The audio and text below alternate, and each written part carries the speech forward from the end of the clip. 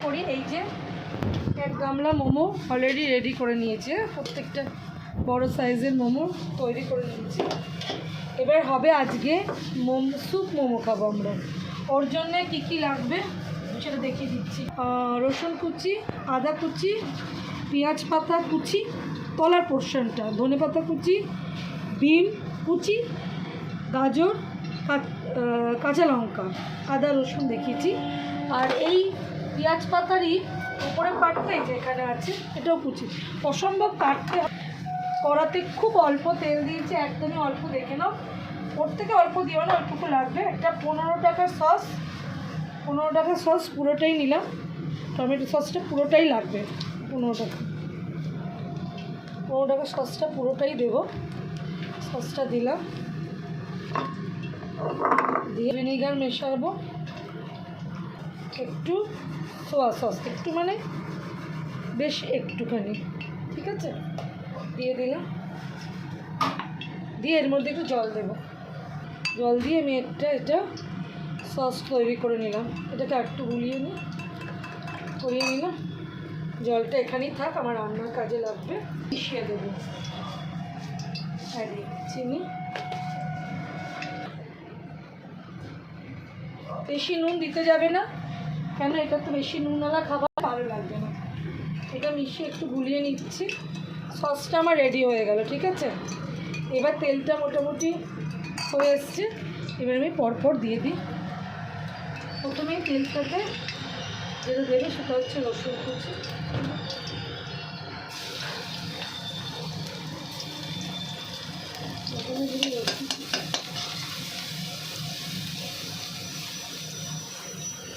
এরপর দেবো কাঁচা লঙ্কা কুচি আর আদা কুচি।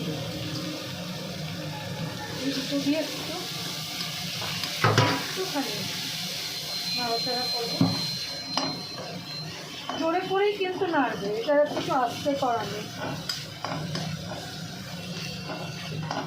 একটুখানি ভাজা ভাজা হয়ে যাক, জোরেই করা আছে গ্যাসটা। এবার কোনো সবজিটাই বেশি গলবে না, যার জন্যেই এত কুচি কুচি করে কাটা।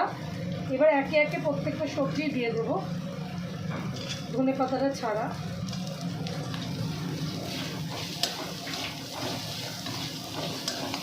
ভাজা ভাজা হোক। ক্যাপসিকামটা দিয়ে দেবো,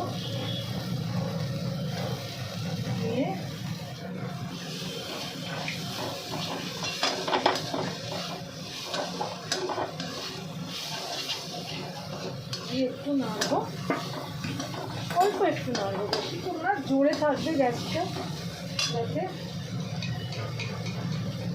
রেডি বানিয়েছিলাম সসটা এখানে দেবো। এখানে ডার্ক সোয়া সস দেবে আর একটুখানি ওই সোয়া সস দেবে, বলো নর্মাল সোয়া সস। ডার্ক সোয়া সসটা আমার কাছে নেই, আমার কাছে এখন নর্মালটাই আছে। একটু জল তো লাগবে সসটার জন্যে, আমি একটুখানি জল অ্যাড করে দেবো। আচ্ছা, এই জলটা তোমরা তোমাদের পরিমাণ মতন অ্যাড করতে পারো, কম বেশি। আমার তো এখানে আরেকটু লাগবে, কেন আমার এখানে পুরো এক গামলা মোমো, এটাকে ডুবতে হবে তো, আমার এখানে আরেকটু লাগবে। হ্যাঁ, আমি একটু কর্নফ্লাওয়ারটা গুলে নিলাম, এটা গুলে রাখি। এবার এক্ষুনি আমার এটা কাজে লাগবে। এটা তো অনেকটা বড়টা বলছি, বড় কড়ায়।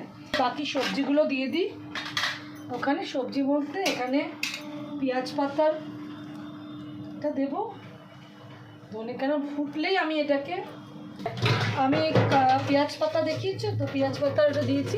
এবার পেঁয়াজের ওপরের পোর্শনটাও দিয়ে দেবো, যেটা একদমই লাস্টে দেওয়ার ছিল, মানে এরকম সময় দেওয়ার ছিল। এবার শুধু আমি মোমোটা দেবো, আর সঙ্গে সঙ্গে আমি রান্নাটা ফ্রেশ হয়ে যাবে। একটু জাস্ট ফুটে উঠুক, অনেকটা তো, এতগুলো লোকে উঠতে তো একটু সময় লাগবে, সেটুকু সময় শুধু এদেরকে দিলাম। চুপ থাক জানি কেউ আমাকে ছেড়ে যাবে না, চুপ থাক। ঠিক আছে, চুপি আছে। আমি যখন এইসব কাজ করি না, আমার মাথা বকবক করলে বেকার বেরিয়েছে সব। না, তুই ওদিকে নোংরা হাত চুলকাচ্ছিলিস, কোথায় ধুলি? তুই তো গেলি, বন্ধ তো। এ মা তাড়াতাড়ি চুপ করে থাকতো সবাই মিলে। হ্যাঁ ভেঙে যাবে ভেঙে হ্যাঁ হ্যাঁ এবার মোমোগুলোকে দাও দাও ছাড়ো ছাড়ো হ্যাঁ এবার একবার শুধু ফুটে উঠবে, এতগুলো মোমো পড়েছে তো ফুটে উঠবে। আর এখানে আমি বেকিং পাউডারটা যেটা আমি ওই করে রেখেছি সেটা আমি দিয়ে দিচ্ছি। খুব বেশি দেওয়ার দরকার নেই, গ্রেভি গ্রেভি থাকবে।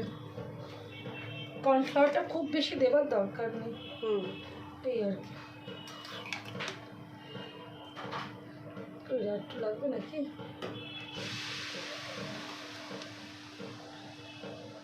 তো ফুটছেই তো না। এটা হয়ে গেল সুপি মোমো। এবার আমি জাস্ট সার্ভ করব। দেখো মোমোগুলো অ্যাজ ইট ইজই আছে। হয়ে গেল আমার সুপি মোমো। এবার আমি বাচ্চাদেরকে সার্ভ করবো। প্রচণ্ডই গরম, একটু খেতে গেলে একটু রাখতে হবে, 2-5 মিনিট থেকেই দিয়ে দেবো।